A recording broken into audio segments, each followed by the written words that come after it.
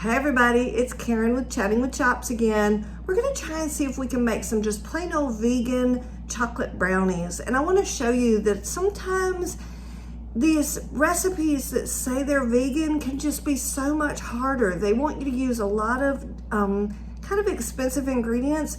And a lot of times it's just easier to take a regular non-vegan recipe and make it vegan. So I want to show you how to do that today. So let's get started.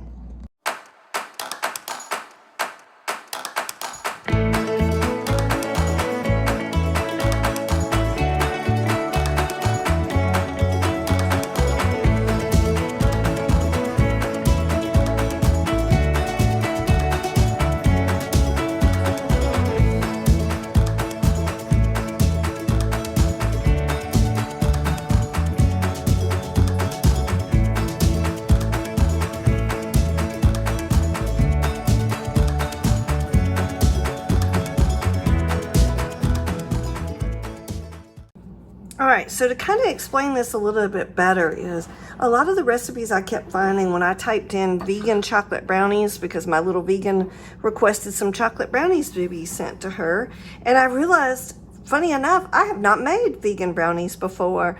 So I looked up recipes and a bunch of them just wanted to have aqua fiber, I think, which is, chickpeas, and a lot of flaxseed oil and whole wheat flour, and it just was not something that I normally cook with, and I don't normally keep in the house, and I cook vegan pretty often.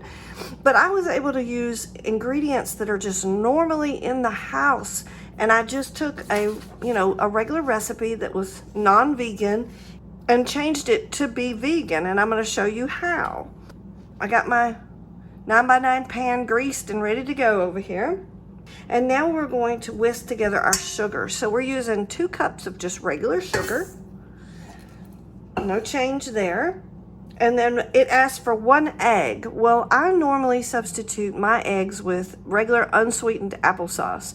And this is 2 ounces of unsweetened applesauce. 2 ounces equals 1 egg. So I'm going to put that in. Make sure I get all of it, because that's most of your moisture for this recipe. A good bit of it anyway. And then it asks you to put your vanilla in, and I like to use vanilla bean paste. And so we need 1 tablespoon of vanilla. Okay. All right. And now we're just going to whisk that up. Now we're going to do that for probably between 5 and 10 minutes until it gets a nice pretty color.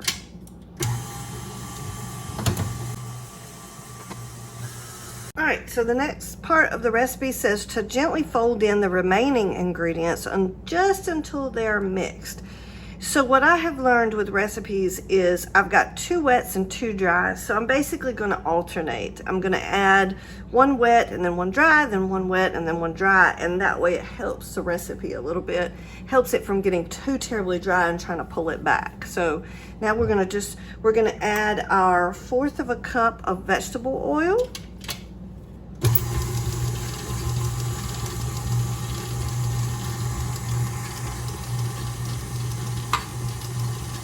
And now we're going to add our 1/2 cup of cocoa powder.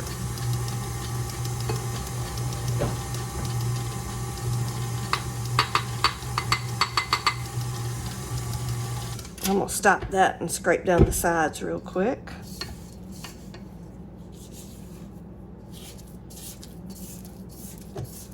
Don't want to miss out on anything. All right. Now we're going to add our 1/4 of a cup of water.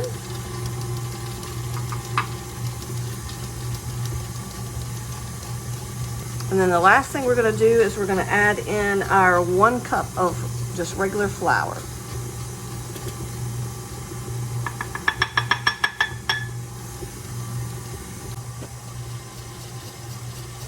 And so far as I've shown you, we really haven't had to do anything special with this recipe to make it vegan, other than instead of an egg, we used applesauce. Everything else is vegan ingredients. Now, I will say be very careful with your cocoa powder. I use cocoa powder that just has cocoa in it. But you need to be careful that you don't pick up anything that has any kind of milk Sometimes there's some different cocoa powders that add some other things to it. Now let's mix this up a little bit by hand. Make sure everything is all mixed in. Doesn't that look nice and fudgy? Okay. Now the last thing that we're going to do is an optional ingredient in this recipe, and that is 1 cup of chocolate chips. And yes, this is the second part of this recipe you need to be really careful of to make sure that you get vegan chocolate chips. Okay, toss those in, and I'm just going to stir that around. These are going to be definitely nice chocolatey brownies. I've got my oven preheating at 350 degrees right now. Okay. Now let's get this poured into our pan that we made earlier. Okay. And yes, I'm probably going to end up getting some of this on me. I just keep saying my channel should have been named The Messy Cook.